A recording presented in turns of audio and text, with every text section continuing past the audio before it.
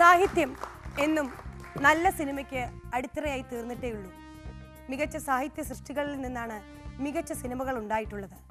സിനിമയെ സമഗ്രമായി വിചാരണ ചെയ്യുന്ന ഈ വേദിയിലേക്ക്, സിനിമാ വിചാരണയിലേക്ക് ഏവർക്കും സ്വാഗതം.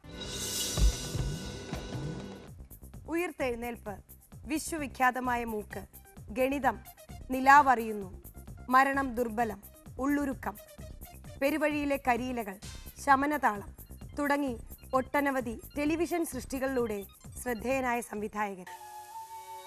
നിലത്ത് വീണമർന്നപ്പോ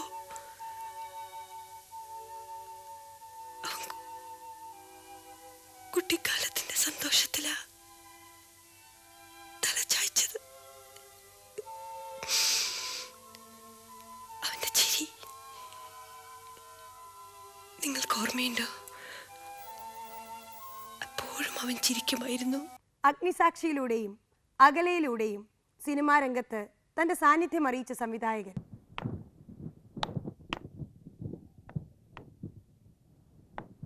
Come, take a seat. Hey, Rose. Rose, Are you all right? what happened, baby? എന്താ വയ്യേ? നീൽ, ഇവിടെ കൊണ്ട് സോഫയിൽ ഇരുത്തു. ദേശീയ രംഗത്തും അന്തർദേശീയ രംഗത്തും നിരവധി അവാർഡുകൾ വാരിക്കൂട്ടിയ സംവിധായകൻ. ബോക്ഷു ദ മിത്തിലൂടെ ഹോളിവുഡിലേക്ക് ചേക്കേറിയ സംവിധായകൻ. ഇതാ ഇപ്പോൾ 2004 അകലെ എന്ന സിനിമയിലൂടെ വീണ്ടും ദേശീയ അംഗീകാരം നേടിയ സംവിധായകൻ ശ്രീ ശ്യാമപ്രസാദ്.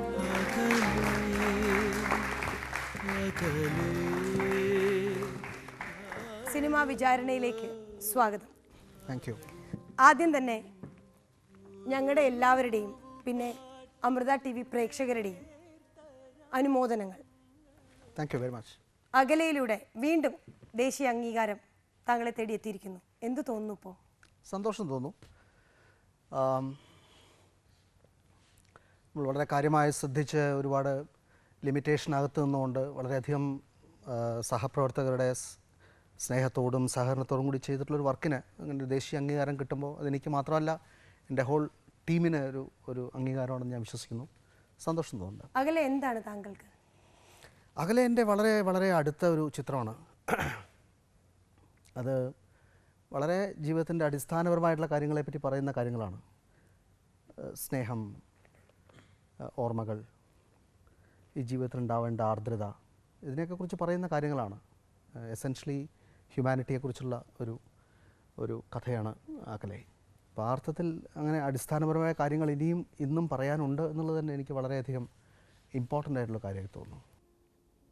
വിരലുകൾ നിൻ മനസ്സിനോടൊപ്പം ചലിക്കാതെയോ, അതോ മനസ്സ് വിരലുകൾക്കൊപ്പം എത്താതെയോ റോസ്? നീ ആ ലോകത്ത് നിന്നും വീണു മയങ്ങിയത്. വേഗതയുടെ ലോകം നമ്മുടേതായിരുന്നില്ല റോസ്, ഒരിക്കലും.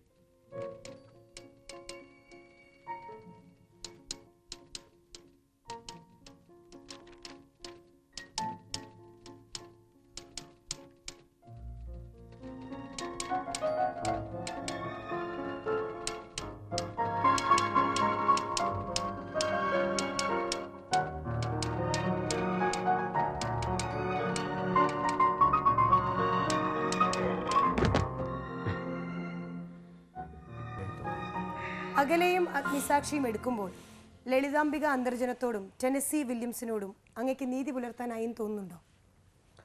അവരോട് നീതി പുലർത്തുക എന്നുള്ളതല്ല എൻ്റെ പ്രധാനമായിട്ടുള്ള ധർമ്മം. എൻ്റെ പ്രധാന കടമ സിനിമ എന്നുള്ള മാധ്യമത്തോട് നീതി പുലർത്തുക എന്നുള്ളതാണ്.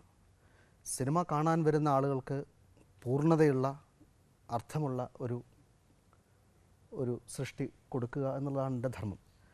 അതിന് ഒരു പ്രേരണയും ബലവുമായിട്ടാണ് ഈ കൃതികളും ഈ കർത്താക്കളൊക്കെ വർത്തിക്കുന്നത്. നമ്മുടെ മലയാള സിനിമയിൽ പല പ്രഗത്ഭരായ നടന്മാരും മറ്റുമൊക്കെ ഉണ്ടായിരുന്നിട്ടും അന്യഭാഷയിൽ നിന്നൊരു നടനെ അഗ്നിസാക്ഷിയിലേക്ക് കൊണ്ടുവരാനുള്ള ഒരു കാരണം, ഒരു വ്യക്തി ഒരു റോളിന് വേണ്ടി നമ്മൾ തീരുമാനിക്കുമ്പോൾ അതിനകത്ത് മുഖ്യമായിട്ട് ഒരു സംവിധായകൻ കാണുന്നത് അയാളുടെ ദേഹവും ഒരു ബാഹ്യപ്രകൃതിയും ആന്തരപ്രകൃതിയുമായിട്ടുള്ള ഒരു സ്യൂട്ടബിലിറ്റിയാണ്.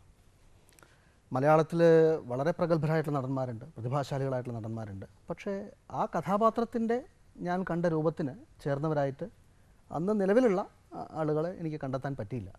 അതുകൊണ്ടാണ് ഈ ബോംബെ നാടകവേദിയിലും ടെലിവിഷനിലും സിനിമയിൽ പോലും വളരെ ശ്രദ്ധേയമായിട്ടുള്ള സംഭാവനകൾ ചെയ്തിട്ടുള്ള രജത് കപൂറിനെ കാണാൻ തീരുമാനിക്കുന്നത്.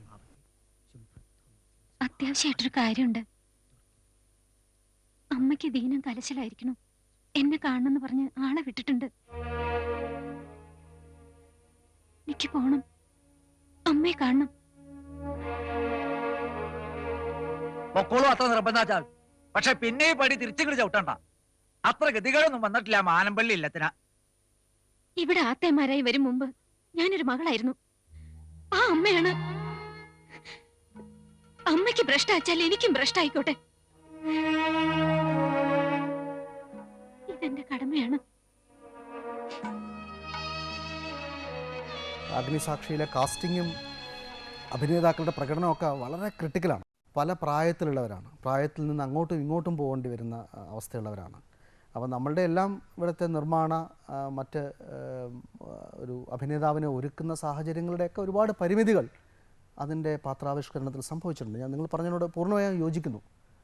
ഒരു പക്ഷേ അതിൻ്റെ ബാഹ്യമായിട്ടുള്ള കുറേ പ്രോബ്ലംസിനെ ഓവർകം ചെയ്യാൻ അല്ല ചെയ്യിപ്പിക്കാൻ ഒരു സംവിധായകൻ എന്നുള്ളക്ക് എനിക്കതിൽ സാധിച്ചിട്ടില്ല. ഒരു സാഹിത്യകൃതിയെ സിനിമയാക്കുമ്പോൾ അതിനുള്ള പ്രായോഗിക ബുദ്ധിമുട്ടുകൾ എന്തൊക്കെയാണ്? ഏറ്റവും പ്രധാനപ്പെട്ടത് ഈ സാഹിത്യത്തോട് നീതി പുലർത്തിയോ എന്നുള്ള ചോദ്യം വരും. അതാണ് ഏറ്റവും പ്രധാനപ്പെട്ട ഒരു പ്രശ്നം. പക്ഷേ അതിനെ ഓവർകം ചെയ്തുകൊണ്ടാണ് നമ്മൾ ചിന്തിക്കുന്നതെങ്കിൽ അതൊരു ചലഞ്ചാണ്. മറ്റേതൊരു കഥയും നമ്മൾ കാണുന്ന പോലെയുള്ളൂ. ഒരു പത്രവാർത്തയെ ഒരു സിനിമയാക്കുന്ന പോലെ, അല്ലെങ്കിൽ ഒരു യഥാർത്ഥ സംഭവത്തിനെ ഒരു സിനിമയാക്കുന്ന പോലെയാണ് ഒരു പരകീയമായിട്ടുള്ള ഒരു അനുഭവത്തെ ഞാൻ സിനിമയാക്കുന്നത്. പക്ഷേ ആ അനുഭവം ഞാനുമായിട്ടൊരു താദാത്മ്യം പ്രാപിക്കുമ്പോഴേ അത് എൻ്റെ കഥയാവുള്ളൂ.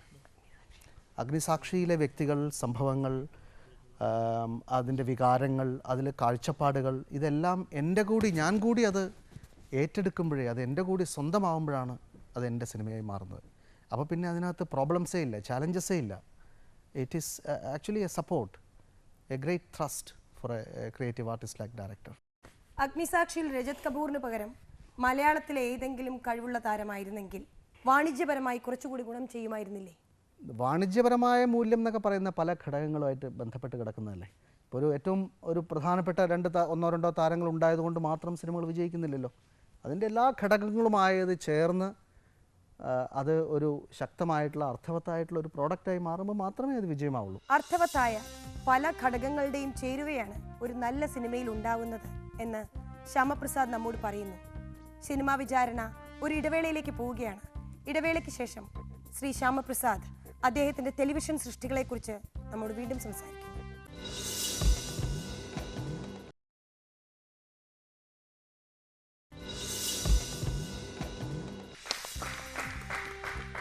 സിനിമാ വിചാരണയിലേക്ക് വീണ്ടും സ്വാഗതം. നമ്മൾ ശ്രീ ശ്യാമപ്രസാദിനോട് സംസാരിക്കുന്നു. മികച്ച ടെലിഫിലിംസും സീരിയൽസും ചെയ്ത അങ്ങ് മണൽ നഗരം ചെയ്തതിൻ്റെ ഉദ്ദേശം? മണൽ നഗരം എന്നുള്ളത് പ്രവാസികളായിട്ടുള്ള കുറേ മനുഷ്യരുടെ കഥയാണ്. മറ്റേത് കഥ പറയുന്നത് പോലെ അതുപോലൊരു സമൂഹത്തിൻ്റെ കഥ പറയുന്നതിന് സാങ്കത്യമുണ്ട്. അതിനകത്തുള്ള പല ഘടകങ്ങളെക്കുറിച്ചും അതിൻ്റെ ഒരു കലാപരമായിട്ടുള്ള മേന്മയെക്കുറിച്ചൊക്കെ തർക്കങ്ങളുണ്ടാവാം. പക്ഷെ അതുപോലൊരു കഥ ചെയ്യുന്നതിന് പൂർണ്ണമായിട്ടുള്ള ഒരു ജസ്റ്റിഫിക്കേഷൻ ഉണ്ട്. ഉയർത്തെഴുന്നേൽപ്പും പെരുവഴിയിലെ കരിയിലകളും ആണ് അങ്ങയുടെ ഏറ്റവും നല്ല സൃഷ്ടികൾ എന്ന് ഞങ്ങൾ പറഞ്ഞാൽ? എനിക്കും വളരെ ഇഷ്ടപ്പെട്ട വർക്കുകളാണത്. അതെൻ്റെ ഈ വിഷ്വൽ മീഡിയയിലുള്ള എൻ്റെ ഒരു പ്രവർത്തനത്തിൻ്റെ ആദ്യ ഭാഗങ്ങളിലുള്ള കുറച്ച് വർക്കുകളാണ്. It's also very very dear to me. നിനക്കൊരിക്കലും പാർട്ടിയോട് കൂറുണ്ടായിരുന്നതായി എനിക്ക് തോന്നിയിട്ടില്ല. എനിക്കെന്നും കൂറ് ആദർശങ്ങളോടും ആശയങ്ങളോടുമായിരുന്നു. വിപ്ലവത്തിൻ്റെ ആദർശമാണ് എന്നെ പാർട്ടിയിലെത്തിച്ചത്. ഇനിയിപ്പോൾ പാർലമെൻ്ററി പ്രവർത്തനം. എന്നെ സംബന്ധിച്ചിടത്തോളം ഇനി ഇത് വിപ്ലവത്തിൻ്റെ പാർട്ടിയല്ല. എനിക്കിനിവിടെ സ്ഥാനവുമില്ല.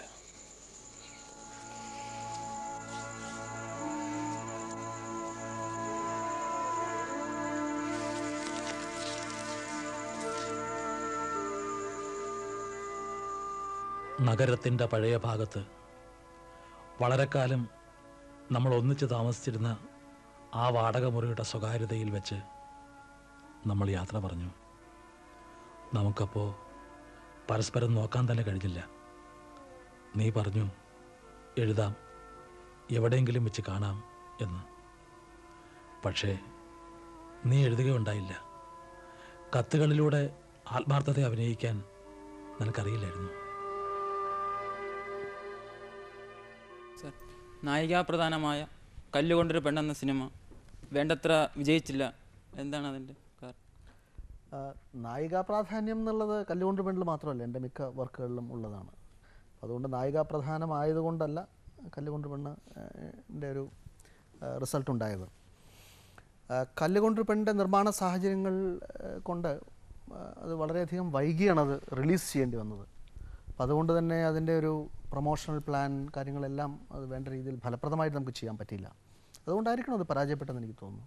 നരേന്ദ്രപ്രസാദ് എന്ന നടന് ഏറ്റവും മികച്ചൊരു കഥാപാത്രമായിരുന്നു മരണം ദുർബലത്തിലേത്. ആ സാഹിത്യകാരനെ അവതരിപ്പിക്കാൻ നരേന്ദ്രപ്രസാദിനെ കാസ്റ്റ് ചെയ്തതിൽ എന്തെങ്കിലും പ്രത്യേകത ഉദ്ദേശിച്ചിട്ടാണോ? ഞാൻ നേരത്തെ ഒരു ഉത്തരത്തിന് സൂചിപ്പിച്ചതുപോലെ നമ്മൾ ഒരാളെ കാസ്റ്റ് ചെയ്യുമ്പോൾ അയാളുടെ ഒരു ബാഹ്യമായിട്ടുള്ള രൂപം മാത്രമല്ല, ആന്തര വ്യക്തിത്വം പലപ്പോഴും ഇതിനകത്തേക്ക് നന്നായി കോൺട്രിബ്യൂട്ട് ചെയ്യും. തിരുവഴിയിലെ കരിയിലകൾ നല്ലൊരു ഉദാഹരണമാണ്. അതുപോലെ തന്നെയാണ് ദേവദാസ് എന്നുള്ള കവി എഴുത്തുകാരൻ്റെ ആന്തരിക സംഘർഷങ്ങൾ അവതരിപ്പിക്കാനായിട്ട് നരേന്ദ്രപ്രസാദിനെ പോലുള്ളൊരു പെർസോണ, ആ പേഴ്സണാലിറ്റി, ദ ഇന്നർ ക്യാരക്ടർ, അത് വളരെ സൂട്ടബിൾ ആണെന്ന് എനിക്ക് തോന്നി. അതുകൊണ്ടാണ് നരേന്ദ്രപ്രസാദ് ഒരു സാഹിത്യകാരൻ കൂടി ആയതുകൊണ്ടാണ് അത് കൂടുതൽ മെച്ചപ്പെടുത്താൻ ഏറെക്കുറെ. അതെ, തീർച്ചയായും അത് അതിൻ്റെ ആ കഥാപാത്രത്തിൻ്റെ പല തലങ്ങൾ, അതിൻ്റെ ഒരുപാട് സട്ടിലിറ്റീസ് അദ്ദേഹത്തിന് മനസ്സിലാക്കാൻ പറ്റിയത്. അടുത്ത ചോദ്യം. സാർ, ഈ ഉള്ളൊരുക്കം എന്ന കഥയിൽ ശരിക്കും മുസ്ലിം സമുദായത്തിലെ അനാചാരങ്ങളും അന്ധവിശ്വാസങ്ങളും ഒക്കെ എടുത്തു കാണിക്കാൻ വേണ്ടി രചിച്ചിട്ടുള്ള അങ്ങനെയുള്ള ഒരു കഥയല്ലേ? ഉള്ളൊരുക്കം എന്നുള്ള കഥ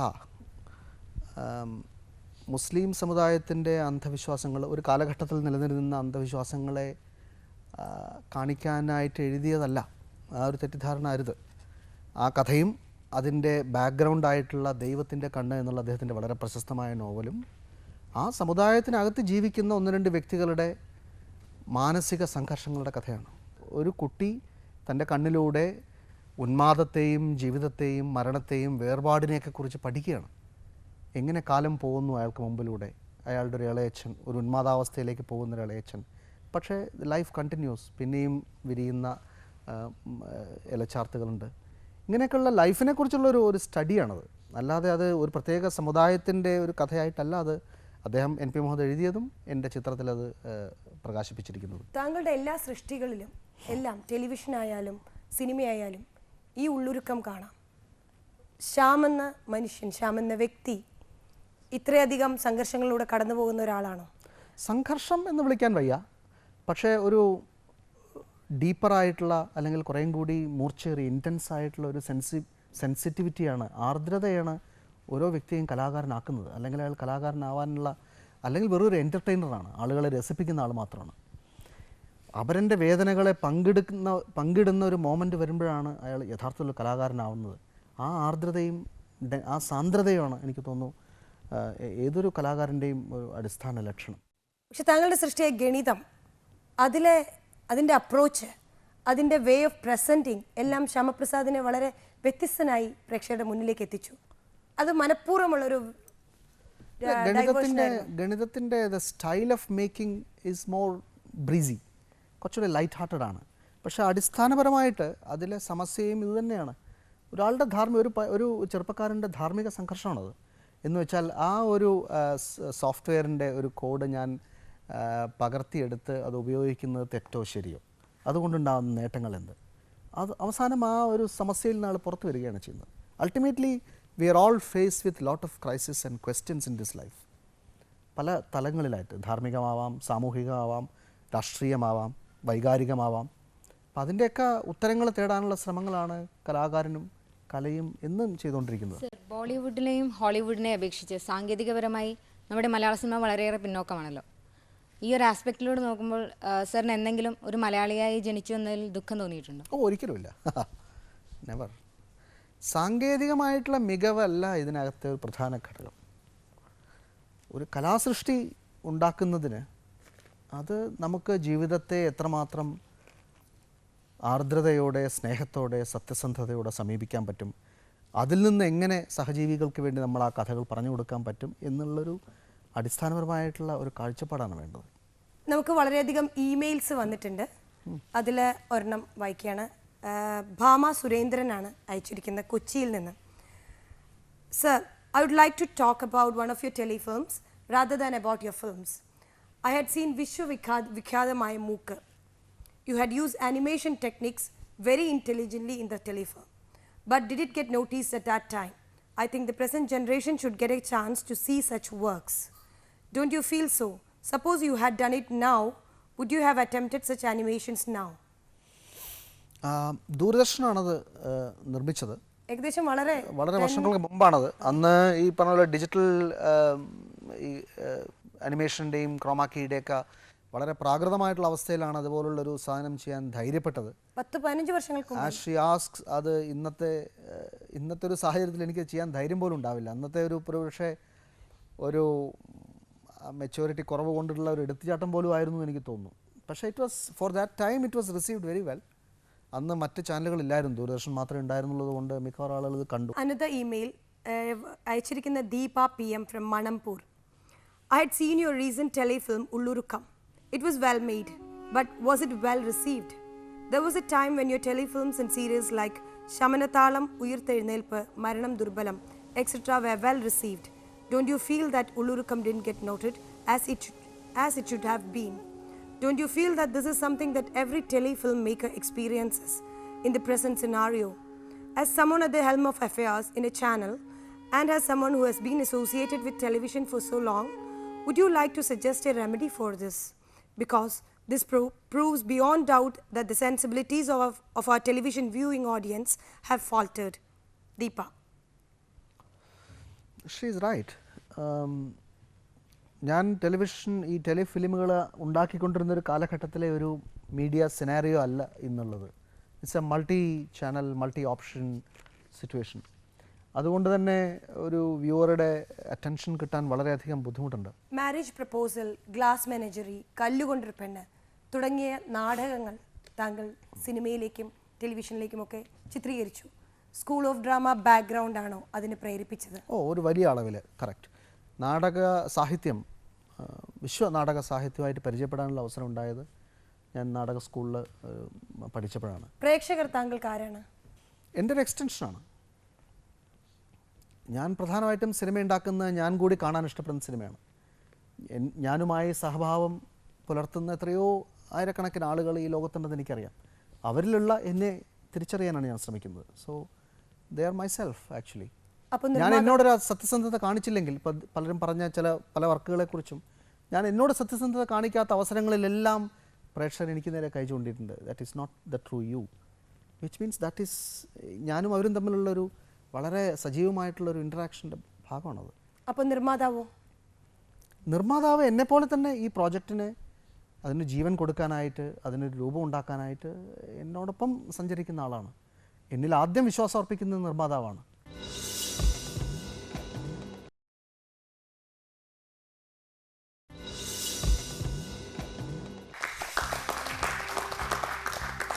സിനിമാ വിചാരണയിലേക്ക് വീണ്ടും സ്വാഗതം. സിനിമാ വിചാരണയുടെ ഇന്നത്തെ അതിഥി ശ്രീ ശ്യാമപ്രസാദ്. നമ്മൾ അടുത്തൊരു ഇമെയിലിലേക്ക് പോവുകയാണ്. ഡിയർ സർ, ഇത് അയച്ചിരിക്കുന്ന Sudhir Bose from Thiruvalla. I had the opportunity of seeing Bokshu the Myth at the Film Festival in Trivandrum. The story, the subject was of course good, and the choice of locations should be appreciated. But after viewing the film, I personally felt very much wasted and confused. I even felt that I had made a wrong choice to go and see that film, while I should have seen some other foreign films shown in the festival. I even overheard others saying so. The film seemed to suggest that the maker himself was confused at a stage. Was it so? Was it not wasted effort? Sudhir Bose is asking you. Nothing is never a wasted effort. You learn a lot of things. Like Bokshu was a project which was extremely different from my other films, because Bokshu was an adventure genre film ആയിരുന്നത്. It's a mystery adventure set in the Himalayas, which has a perspective, a western perspective-ലൂടെ അമേരിക്കയിൽ നിന്ന് വന്ന രണ്ട് ആന്ത്രപ്പോളജിസ്റ്റുകളുടെ കഥയിലൂടെയാണ് അത് develop ചെയ്യുന്നത്. So in that sense, it was a very different panorama that I was approaching, and it was with a Hollywood team of crew and production ആയിരുന്നു ചെയ്തിരുന്നത്. In that sense, I learnt considerably a good lot from it. Since അത് ഈ രീതിയിലുള്ള സിനിമയാണെന്ന് മനസ്സിലാക്കാതെയുള്ള expectations ആയിരിക്കാം ഈ സുഹൃത്തിനെ ഒരുപക്ഷെ അദ്ദേഹം കാണാൻ ഉദ്ദേശിച്ച ഒരു ഫെസ്റ്റിവൽ ചിത്രത്തിൻ്റെ ഒരു മട്ടിലുള്ള സിനിമയല്ല അത്. ഇതൊരു ഇന്ത്യാന ജോൺസ് ഒക്കെ ആയിരുന്നു ഇതിൻ്റെ മോഡൽ. അത്തരത്തിലുള്ള ഒരു അഡ്വഞ്ചർ ഫിലിമിൻ്റെ ഒരു മോഡലിലാണ് അത് മോൾഡ് ചെയ്തിരിക്കുന്നത്. Well, it is not my favorite, definitely not my favorite, but it's certainly a very, very interesting film. There are a lot of areas in which it really excels technically. So ഒരു എഫേർട്ടും wasted അല്ല, ഒരിക്കലും ശരിയാണ്. ഒരിക്കലും. പക്ഷേ can you learn it with other people's expense? അവരുടെ അതൊരു producer അതിൻ്റെ പിന്നിലുണ്ട്. നമുക്ക് ലേൺ ചെയ്യാനുള്ളതല്ല cinema. Cinema is a very expensive art form. Well, learning എനിക്ക് മാത്രമല്ല, even for him it is a learning. He also learned. Many technicians learned എന്നുള്ളത് വിജയമായാലും പരാജയമായാലും ലേണിംഗ് ഓട്ടോമാറ്റിക്കലി നടക്കുന്നതാണ്. എനിക്കുള്ളൊരു പഠിക്കാനുള്ളൊരു പാഠശാലയായിട്ടല്ല ഒരു സിനിമ ഉപയോഗിക്കുന്നത്. പക്ഷേ in the process of it അകലെയിലും അത് സംഭവിച്ചിട്ടുണ്ട്. ടെലിവിഷൻ വർക്കുകളിലും എല്ലാത്തിലും അത് സംഭവിക്കുന്നു. So I mean when he kind of termed it as a wasted effort, I disagree. Nothing is a wasted effort. There was a lot of very, very excelling moments in that film. നല്ലൊരു സാഹിത്യ സൃഷ്ടിയുടെ പിൻബലമില്ലാതെ ശ്യാമപ്രസാദ് എന്ന സംവിധായകന് നിലനിൽപ്പില്ല എന്ന് പറഞ്ഞാൽ താങ്കൾക്ക് നിഷേധിക്കാൻ സാധിക്കും? നിഷേധിക്കാൻ പറ്റില്ല, കാരണം അങ്ങനെ ചെയ്തിട്ടില്ലാത്തതുകൊണ്ട് അറിയില്ല. So it's yet to be proven. ചോദ്യം സർ, താങ്കളുടെ അടുത്ത പ്രോജക്റ്റ് ഖസാക്കിൻ്റെ ഇതിഹാസം എന്ന് കേട്ടിട്ടുണ്ടായിരുന്നു. പലപ്പോഴും നമ്മുടെ പ്രഖ്യാതമായ കൃതികൾ ദൃശ്യവൽക്കരിക്കുമ്പോൾ വായനയിലൂടെ കിട്ടുന്ന ആ ഒരു സാറ്റിസ്ഫാക്ഷൻ പ്രേക്ഷകർക്ക് അവരുടെ ഈ സിനിമയിൽ കിട്ടുന്നില്ല എന്നൊരു പരാതിയുണ്ട്. അപ്പോൾ ഇങ്ങനെയുള്ള ക്രിട്ടിക്കുകളുടെ വിമർശനത്തെ താങ്കൾ എങ്ങനെയാണ് കാണുന്നത്? ഒന്നാമത്, വായനയിൽ നിന്നുള്ള അനുഭവം വായനയിൽ നിന്ന് മാത്രമേ കിട്ടുള്ളൂ. സിനിമാ തിയേറ്ററിൽ പോയിട്ട് നിങ്ങൾ വായനയിൽ നിന്നുള്ള അനുഭവം പ്രതീക്ഷിക്കുന്നത് അസംബന്ധമല്ലേ? ഒരു റീഡറെ തൃപ്തിപ്പെടുത്താനല്ല ഒരു ഫിലിം മേക്കർ ശ്രമിക്കുന്നത്. നമ്മൾ ഏറ്റവും ആദ്യത്തെ ചോദ്യത്തിലേക്കാണ് മടങ്ങി വരുന്നത്. ഒരു റീഡർക്ക് സിനിമയുടെ ആവശ്യമില്ല. ഖസാക്കിൻ്റെ ഇതിഹാസം വായിച്ചിട്ടുള്ള നിങ്ങൾ ഓരോരുത്തരുടെ ഉള്ളിലും ഓരോ ഖസാക്കിൻ്റെ ഇതിഹാസമുണ്ട്. ഓരോ രവിയും ഓരോ അപ്പുക്കുളിയും നിങ്ങൾ തന്നെ ക്രിയേറ്റ് ചെയ്തിട്ടുണ്ട്. It is foolish for me to compete with that. I am making my Khasak. ഞാൻ അനുഭവിച്ച ഖസാക്കിൻ്റെ മൊമെൻറ്റുകളെയാണ് ഞാൻ റീക്രിയേറ്റ് ചെയ്യുന്നത്.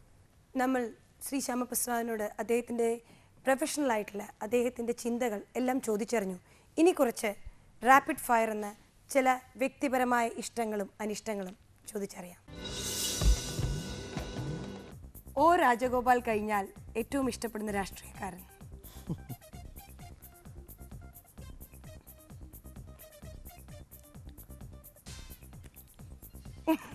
കേരളത്തിൽ അത് ഒ രാജഗോപാലിനെ രാഷ്ട്രീയക്കാരൻ എന്നുള്ള രാഷ്ട്രീയ പ്രവർത്തന രീതിയിലല്ല ഇഷ്ടപ്പെടുന്നത്. അതുകൊണ്ട് ആ ചോദ്യത്തിൻ്റെ ഒരു പ്രിമൈസിൽ തന്നെ ഞാൻ കുരുങ്ങി വീണു. ഓക്കെ, ദൈവവിശ്വാസിയാണോ താങ്കൾ? ഒരു വ്യക്തി എന്നുള്ള രീതിയിൽ ഇരിക്കുന്ന എവിടെയൊരു നമ്മളെല്ലാം നിയന്ത്രിക്കുന്ന ഒരു സങ്കല്പമായിട്ട് ദൈവത്തെ ഞാൻ കാണുന്നില്ല. ഈ യൂണിവേഴ്സിൻ്റെ ഒരു പ്രസൻസിനെ തന്നെ ദൈവം എന്ന് സങ്കല്പിക്കാനാണ് എനിക്കിഷ്ടം. ചലച്ചിത്രകാരനല്ലായിരുന്നെങ്കിൽ മറ്റെന്താകുമായിരുന്നു എന്ന് ചിന്തിച്ചിട്ടുണ്ടോ? ഒരു എഴുത്തുകാരനാവാനാണ് എനിക്ക് ആഗ്രഹം. അത് അതിനുള്ള കഴിവ് എനിക്കുണ്ടോ എന്ന് എനിക്കറിയില്ല. ഏറ്റവും ബഹുമാനം തോന്നുന്നൊരു സ്ത്രീ? എൻ്റെ അമ്മ. താങ്കൾക്ക് ഇഷ്ടപ്പെടുന്ന ഭക്ഷണം? നല്ല മീൻകറി. താങ്കൾ ഇഷ്ടപ്പെടുന്ന സംവിധായകൻ? സത്യജിത് റായ്, ഇന്ത്യയിൽ. മറ്റാരുടെയെങ്കിലും സിനിമ കണ്ടിട്ട് ഇത് എനിക്ക് ചെയ്യാൻ കിട്ടിയിരുന്നെങ്കിൽ എന്ന് ആഗ്രഹിച്ചിട്ടുണ്ടോ? ഓ, ധാരാളം. സിനിമയിൽ സെൻസറിങ് ആവശ്യമാണോ? നമ്മുടെ ഒരു വിപണന നിർമ്മാണ സാഹചര്യങ്ങളിൽ പലപ്പോഴും അത് ആവശ്യം തന്നെയാണെന്ന് എനിക്ക് തോന്നിയിട്ടുണ്ട്. സിനിമാ വിചാരണ എന്ന പരിപാടി വേണമെന്ന് താങ്കൾ എന്തുകൊണ്ട് ആഗ്രഹിച്ചു? സിനിമയും ഫിലിം മേക്കറും പ്രേക്ഷകനും തമ്മിലുള്ള ഒരു ഡയറക്റ്റ് ഇൻറ്ററാക്ഷനുള്ളൊരു വേറെ പരിപാടികൾ നമ്മളുടെ മാധ്യമത്തിൽ വേറെ ഇല്ലെന്ന് തോന്നി. ഇപ്പോഴത്തെ യുവജനങ്ങളെക്കുറിച്ച് താങ്കൾക്ക് എന്ത് തോന്നുന്നു? വളരെയധികം വ്യത്യസ്തമായിട്ടുള്ള സെൻസിബിലിറ്റിയുള്ള കുട്ടികളാണ് ഞാൻ പലപ്പോഴും കണ്ടിട്ടുള്ളത്. അവർ ഈ സോ കോൾഡ് ഈ ക്യാമ്പസ് സിനിമ എന്നൊക്കെ പറഞ്ഞിട്ട് ഈ പറയുന്ന പ്രസ്താവനകളിൽ ബ്രാക്കറ്റ് ചെയ്യപ്പെടുന്ന ഒരു വലിയ വിഭാഗമായിട്ട് അവരെ കണ്ടിട്ടുണ്ടെങ്കിലും when you interact with them individually they are so bright and sensitive and sensible. പക്ഷേ അൺഫോർച്ചുനേറ്റ്ലി ഒരു മാസ് എന്നുള്ള രീതിയിൽ നിങ്ങൾ സിനിമയെ സമീപിക്കുമ്പോൾ പലപ്പോഴും ഏറ്റവും സൂപ്പർഫിഷ്യലായിട്ടുള്ള കാര്യത്തിന് ഒരു നേരം പോക്കെന്ന രീതിയിൽ മാത്രമാണ് ഇത് കാണുന്നത്, which is A sad thing. Sir, ഈ സ്നേഹത്തിന് ഒരുപാട് നന്ദി. Thank you very much. ഒരു സിനിമ കണ്ടിറങ്ങുന്ന പ്രേക്ഷകൻ ഒരു പടി കൂടി ഉയരുക ഒന്ന് ഇരുന്ന് ചിന്തിക്കുക, അവനിൽ ഒരു മാറ്റമുണ്ടാക്കുക. അതാണ് ശ്യാമപ്രസാദ് വിശ്വസിക്കുന്ന, സ്നേഹിക്കുന്ന സിനിമ. അദ്ദേഹത്തിൻ്റെ സിനിമയെക്കുറിച്ച് നമ്മോട് സംസാരിച്ചു. ഇന്നത്തെ സിനിമാ വിചാരണ ഇവിടെ അവസാനിക്കുന്നില്ല. എല്ലാ ആഴ്ചയും പുതിയ അതിഥികളുമായി, പുതിയ ചിന്തകളുമായി ഞങ്ങൾ നിങ്ങളുടെ അടുത്ത് എത്തുന്നു. ഇതേ സമയം.